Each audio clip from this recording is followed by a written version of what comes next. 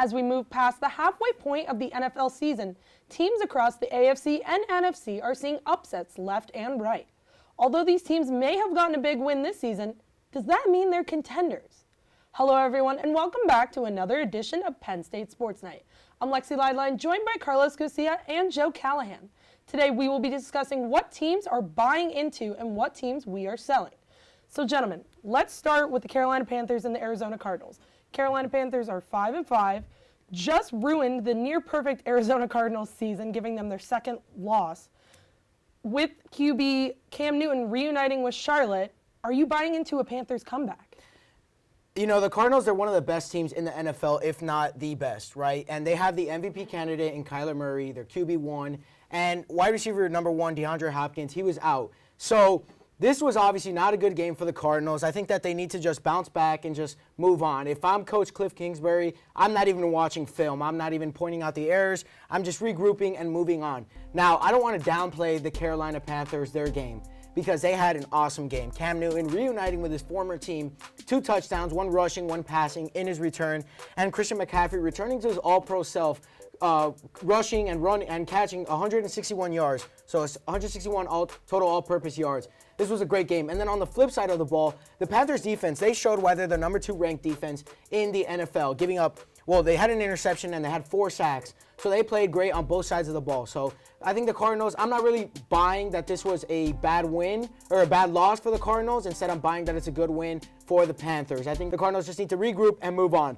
My only worry with Arizona is that this loss put them in the 2nd seed in the NFC behind Green Bay. What that does in terms of standings is it doesn't give the Cardinals a first round or a wild card round bye, which means they would have to play in the wild card even though they're one of the best teams in the league. So that's my only worry. I think if you get your MVP candidate, Kyler Murray, him back, and DeAndre Hopkins is healthy, I think you're in great hands. So they just need to move on. Yeah, I think I'm going to echo everything that Carlos said, but I have another worry. When you talk about the offense that the Panthers had last night, it was 10 rushes for 90 yards in the middle of the second quarter. And their front 7 is immaculate. I mean, you know, J.J. Watt goes down, I understand that. But you're a top 5 defense, especially in the run. And when you give up that many yards on the ground, no matter what, or through the pass, you know, it's just, that's my other worry for them. But again, I don't think that this is the definition of what the Cardinals are going to be. I think when it drives down to, Kyler Murray didn't play, period. That's the reason why they lost. Since he's drafted, they're 2-5 without him, all right? And then you take out DeAndre Hopkins, star-studded receiver, right? But even besides that, if you have an MVP caliber player, and he was in the MVP conversation, obviously, when you take him out, I don't expect any team to win, let alone the Cardinals. My only worry is how much yards they gave up on their defensive side. That's the only worry. I think they bounce back. I think that this is just a fluke game. I want to see more from Carolina, just from getting Cam in, whether or not he's going to play over P.J. Walker. But as far as the Cardinals go, I believe that this was just a fluke and they'll bounce back next week.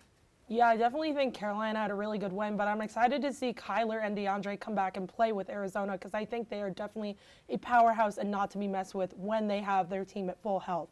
So switching from the NFC to the AFC, the Bills have bounced back from a Jaguars loss, giving them their 2nd win of the season, and beat the New York Jets this weekend. However, the New England Patriots are surging. They're on a 4-game win streak, and they're only half a game behind the Bills. Joe, which team are you buying into in the AFC East? Right now, as we go for the Bills, I'm going to stone hands it, right? You remember that GME trend. I'm going to hold on to my money. Reason why is because I see the Jacksonville Jaguars loss. It's horrible, deplorable, should have never happened. But then they bounced back against the Jets. I understand it's the Jets. It was 45 points. All right, so they're taking care of business, right? As far as this goes, I think that it's, you know, they have to find their identity again. I think Josh Allen is type of, you know, trying to play hero ball, as we'll get into Patrick Mahomes later, but he's trying to play more hero ball. He's not really, you know, poised in the pocket anymore. And I think when he gets to that level, top 5 defense again, and as per yards per game goes, they're top 1, best in the league. White has been immaculate at the corner position. But if we move over to the Patriots side, I mean, you get to a slow start with Mac Jones, and then you pop off, and him maturing through Bill Belichick's system, I mean, it's a sight to behold. We're looking at Tom Brady 2.0 in the Belichick system. And again, if we look at their defensive side, top 5 in yards per game. This team is a top 10 team in the league. And it's surprising to say where they were with Cam Newton. I understand it's a different system. Cam Newton doesn't play like Mac Jones does. Mac Jones played in Alabama where he was a glorified game manager. But that's what Bill Belichick knows how to produce on the field, right? So he knows how to set up a scheme in which a game manager, Dink and Dunks, he's not afraid to just take what the defense gives him. And right now, Belichick is in that position where he has that QB to do it. I think that they're a top 10 team in this league, and they're going to shine, and they're going to overtake the Bills when it's all said and done. Joe, I think it's a little premature to say that Mac Jones is a Tom Brady 2.0. I mean, there's no doubt that there's been flashes this year of what the talent level is for Mac Jones. We obviously see, I think he has the Offensive Rookie of the Year award locked up. It's a tight race between him and Jamar Chase, but what he's been able to do, and Bill Belichick, after Tom Brady left for the Buccaneers, Belichick was praised as some sort of madman, right? Why would you give up the greatest quarterback of all time just because over some silly beef, right? But Mac Jones as a replacement hasn't been half bad. We saw Cam Newton last year, obviously wasn't that great with them, but I think Mac Jones has been stellar. In the last game versus the Browns, absolute slaughter, right? Mac Jones went 19 of 23 for 198 yards and 3 touchdowns. I think that he's also the weapons that they have, Belichick and the Patriots front staff, they went in the offseason and got those guys like Jonnu Smith, Hunter Henry. Jonnu Smith really hasn't solidified his role yet, but Hunter Henry had a great game. 3 catches, and 2 of those catches were for touchdowns on Sunday. And not even that, also guys like running back Ramondre Stevenson. We see that the Patriots have a running back by committee, and he's one of those guys who really blew up in this last game. He had 100 yards, an average of 5 yards per carry, and he had 2 touchdowns. So when you have these simple role players exceeding expectations and having huge games, I'm going to Vegas and I'm selling this stock because it's going to bring back a lot of money. The Patriots are on fire right now, as Lexy mentioned, 4-game win streak. I think they're close in the AFC East, and they might have the chance to overtake the Bills and get that playoff spot. I definitely think Mac Jones has come into his own, like you said, Joe. He's done a really good job. He had a little bit of a rough start in the beginning, but I think Josh Allen is experiencing that rough patch right now during the season. I can't wait to see him bounce back, though, because he really plays well, and he seems really comfortable when he's, doing at his best job. So, staying in the AFC, the Las Vegas Raiders lost horribly to the Kansas City Chiefs, 41-14, putting Patrick Mahomes and company first place in the division and dropping the Las Vegas Raiders to 3rd in the AFC West. Do you think Kansas City has enough of their swagger back, as Travis Kelce said, to buy into them? Well, I think Kansas City is just like the stock market. They have the ability to boom or bust on every given week. I think that this team has definitely been shaky. They've had their ups and downs, their highs and lows. On the offensive side of the ball, we've seen Patrick Mahomes has, like you mentioned before, he's tried to play that hero ball, and it just hasn't worked. It seems that teams are starting to now realize that they can double cover Tyreek Hill, put a safety up top, and they can stop him, even stopping guys like Travis Kelce, who is a generational talent at tight end. But I'm going to have to sell, and this might seem like a no-brainer, but I think the Chiefs are on the come-up, right? It seems that, they were in the Super Bowl last year, and they definitely had their rough patches, their growing pains. Obviously, the offensive side of the ball, they haven't been as great as they have in previous seasons. And then on the defensive side of the ball, it seems like compared to the Cowboys last year, who were one of the worst defenses ever in the league's history, I think the Chiefs are a close second there because they were just giving up points like crazy. In their first 5 games, they gave up 163 points. But they're slowly starting to come back. The offense is clicking. As you mentioned, Lexy, they scored 41 points versus the Raiders. Tyreek Hill, 2 touchdowns. Mahomes, 5 touchdowns. Just an outstanding offensive battle from these guys and just an offensive showing. And going back, like I mentioned, the defense, they played their role. And it seems like they're kind of slowly starting to creep back. As I mentioned, 163 points in the first 5 games of the season, but now in the last 5 games, only 78 points. So the defense has definitely taken a big stride, and I think that's probably one of the key reasons why Kansas City can bounce back. And as we've seen that in the last decade, Kansas City has been a great team, whether it be at their quarterback Alex Smith or Patrick Mahomes. But in the last 8 years, Kansas City has had a win streak of at least 5 games during the season.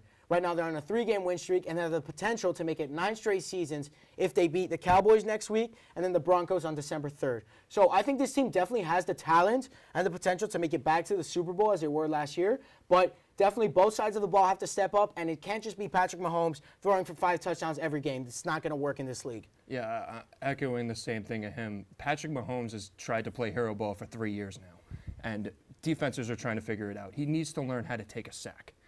He's throwing horizontal to the field, like on a consistent basis. Last game he threw with a left hand. He needs to calm down, let the game take its toll. He needs to take what the defense gives him, right?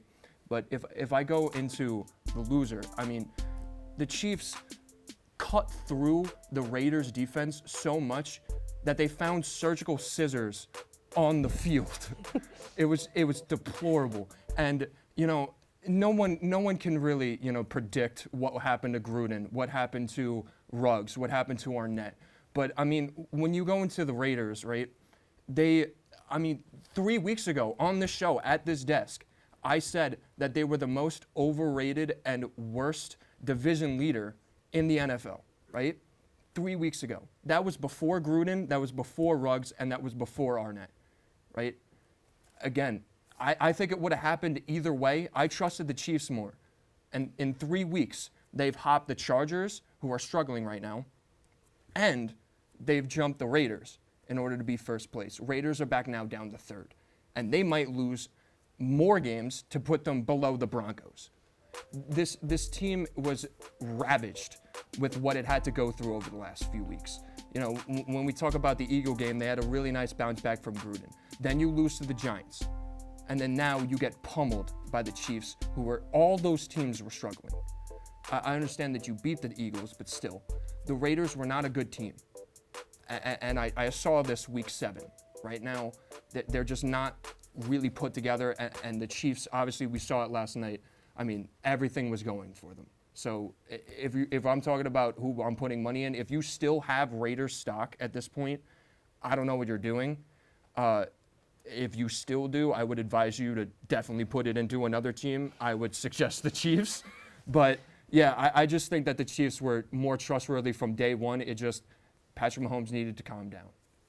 Yeah, I definitely think the Chiefs are having a weird season. I'm not used to seeing them play this, back and forth, having a loss and a win. I'm used to seeing more of a win streak. Like you said, they're on a 3-game win streak. But the Raiders just can't seem to catch a break. Hopefully they can this week. But although a lot of NFL teams have had a lot of unusual scores this past week, there's still a lot of football to play, and you never know what will happen. Maybe a certain nameless NFL team will get their first week of the season. Well, that's all the time we have for this NFL edition of Buy or Sell on Penn State Sports Night. For Carlos Garcia and Joe Callahan, I'm Lexy Leidlein. Thanks for joining us, and we'll see you after the break. Happy Thanksgiving!